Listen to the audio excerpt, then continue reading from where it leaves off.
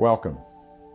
Following Superstorm Sandy, through a collaboration between the American Red Cross and Presbyterian Disaster Assistance, PDA has been able to assist congregations and other nonprofit organizations assess their ability to provide support for volunteer work teams by hosting them in their facilities. What follows, we hope, will help your organization assess your ability and capacity to provide similar assistance to volunteer work teams following a disaster.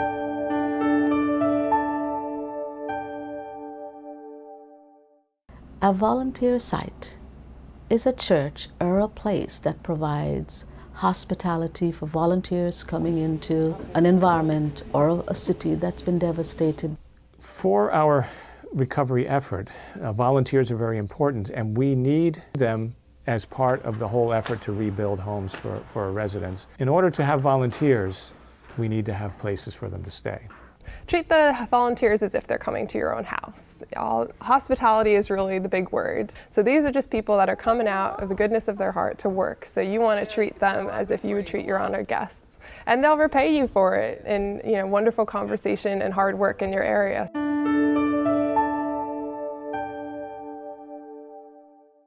When you're working as a hosting site, you're going to be connecting with what's called a long-term recovery group or a long-term recovery organization, LTROs, and those bring together all of those supportive elements, other faith-based organizations, government organizations on state, federal, regional levels.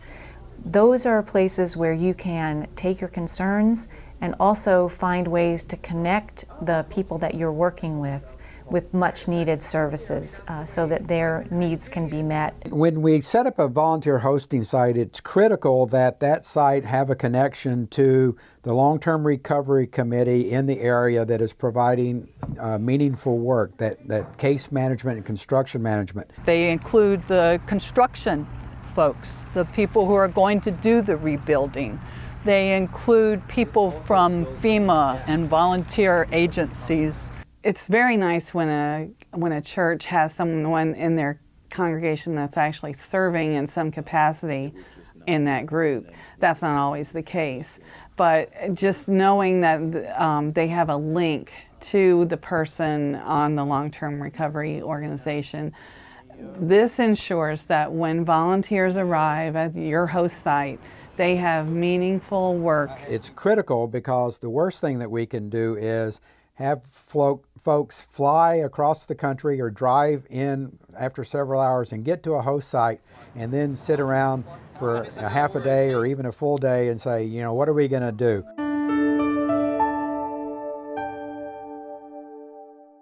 The most important part of the process becoming a host site is the discernment process. It has to be a call. The congregation has to feel called to this ministry, because if they don't, it's not going to work. It's a commitment from a congregation or a community to say we will take volunteers in our space for a long time, different groups over time, 2 years or 3 years.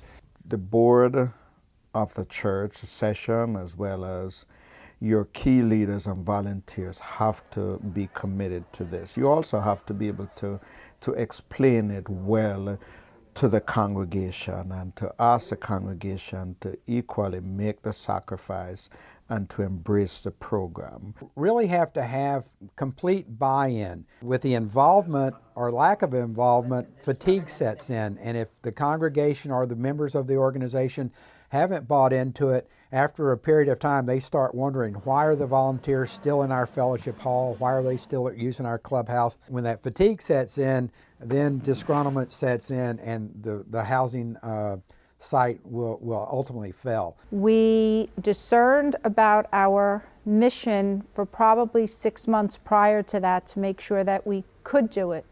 We host 3 other congregations here, as well as 7 12-step programs, and so we knew we would have to move everyone around and shuffle the deck in order to do this ministry, but we're committed for the long haul.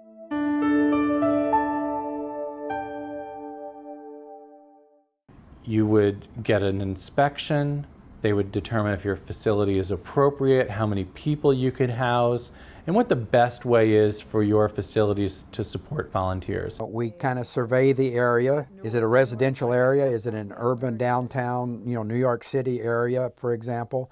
Is it rural? Is there parking?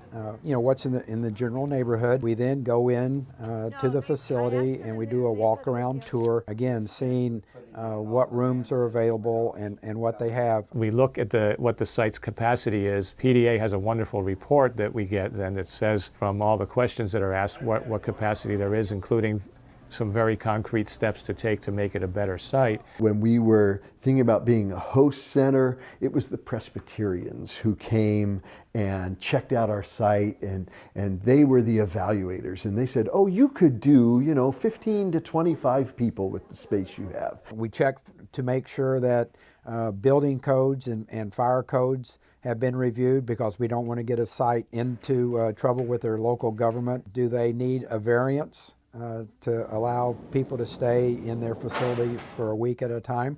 We asked them to review their insurance policies. We look at fire protection. One of the things that I've come across in my position here in New Jersey is that each town you go into, there are different codes and regulations that need to be dealt with. And so we try to give advice to the local churches and their disaster committees to have a good relationship with the code officials, find out information as they start into the process of finding out if they want to be a host site, so that later on these things don't come back to haunt them and hold up their process of becoming an active site. If they prove themselves to be a viable hosting site, we offer training to them. We have documents which we will give them, menu suggestions, site orientation documents where they can adapt that to their individual needs. We have site coordinator roles and responsibilities that they can adapt to meet their needs. I take on the role then of meeting with the congregation, walking them through some of the questions that may not be on the assessment forms, questions like how can we build a sustainable ministry here from this? That is, how do we make sure that the congregation doesn't burn out by hosting too many volunteers and getting tired of it?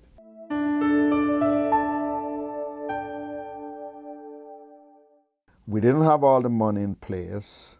We couldn't figure out where all the resources were going to come from, but we had this sense that to be a faithful congregation, we needed to do this. I think God has honored our faith. We got great guidance from PDA. We've had wonderful support from a lot of other churches. Our own congregation has provided generous support, and every step of the journey we've had little surprises which have reminded us that when God calls, God provides.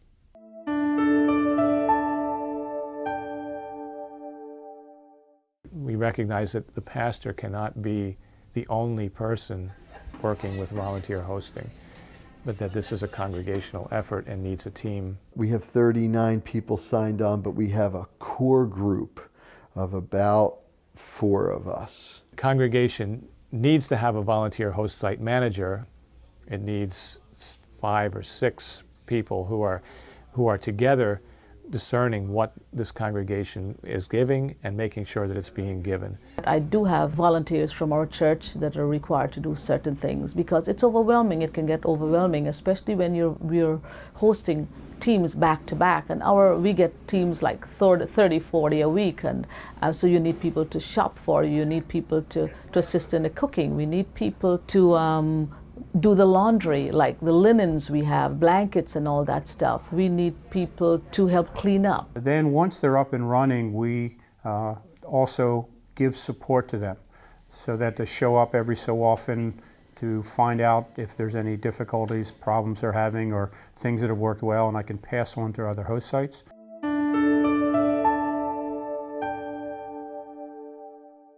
One of the keys to successful hosting of volunteer work teams following a disaster is in the management of expectations. As one leader told me many years ago, John, we can cope with any problem in the field if we know what to expect. The basics are a place to sleep, a place to prepare their meals, and meaningful work. First thing is you can't be too thorough in terms of trying to go through the different things that you'll need to think about. There are practical sides with respect to your hosting facility, such as where are people going to shower, do you have enough bathrooms, do you have enough refrigerator space, where you're going to bed people, are you going to try to build bunks, and if you are, then you'll probably be committing that space for a long period of time. But if you're using cots or inflatable mattresses, then you can repurpose your facility in between. The host sites can have some decisions about how much they want to be involved. Do they want to help prepare meals?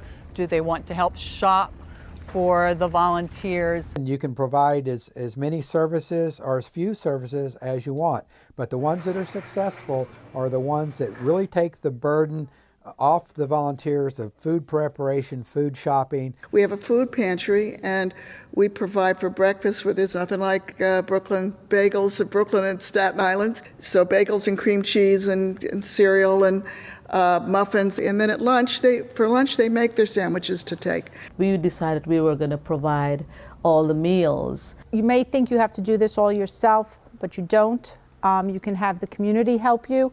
We've currently got 3 Lutheran churches. They bring the food, they bring the fellowship, they bring the desserts, and they take away 3 of the days that we have to cook. So it means that we're only doing it 3 days a week instead of 6 or 7. If you have a food committee that shops for them and feeds them, after coming home for 8 hours a day, all they want to do is take a shower, relax and eat, and then, probably go to bed if you're my age. It can be anything that the church wants it to be, whatever is comfortable for that church. At its very basis level, volunteer host site is providing a space to sleep and a space to keep some food so you can make your meal, showers somewhere in between there and the work site. If a church cannot even have a place in their church where they can put in portable showers, if there's a YMCA or a physical fitness center. We will work with sites to find access to showers in the community if they don't have them on site. We looked into the Y, and we got a wonderful response from the local Y, which is just a couple blocks away. If we can satisfy 2 criteria, we can get people to return as volunteers. The first is meaningful work, and that's why they came to the area to help rebuild. Secondly, where a host site does have control is how warm and welcoming, are they to their volunteers.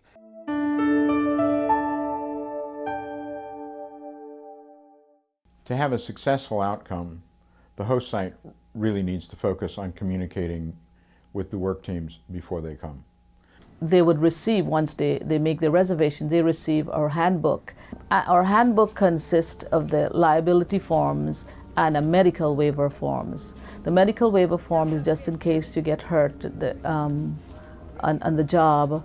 And then to connect you to the disaster area itself through work partners, through case management partners, to make sure that you are getting the work process you need, that the volunteers have meaningful work. In preparation for the teams, for us to fully prepare for the teams when they arrive and make sure that we are matching our job orders, our work orders with the capability of the team, there is a personal assessment. We're basically asking the volunteer to make an honest assessment of their capabilities.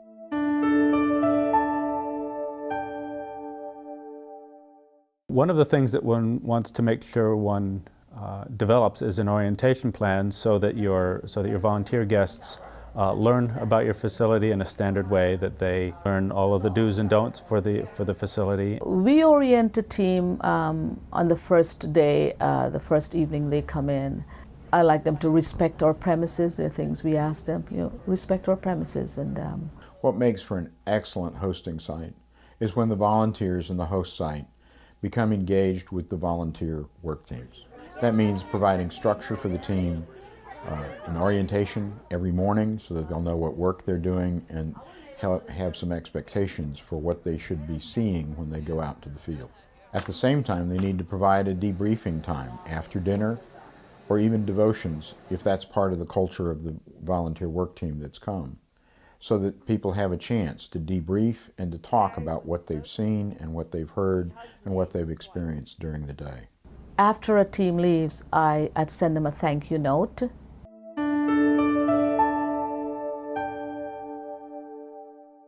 We have found that those that are really engaged, it becomes transformational for their congregation. The people themselves have been just, wonderful inspirations. I think we hear stories, and often when people tell us stories about how they have come to be a volunteer, their own personal story, often it comes out of pain. Some of the people have been doing this for many, many years, and it's just so inspiring for us to meet these people and to be a part of this process.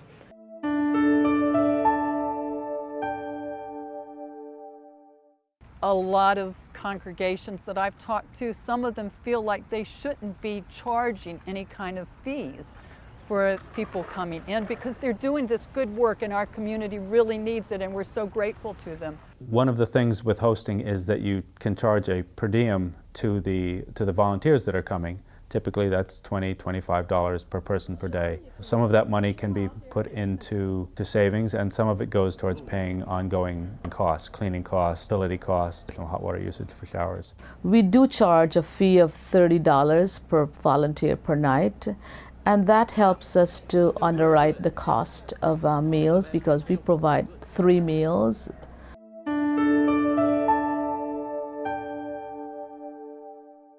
One of the things that that you start to learn is that record keeping becomes very important. We have these sign-in sheets, kind of a generic thing where you put your name and you put what you did and you put the number of hours involved.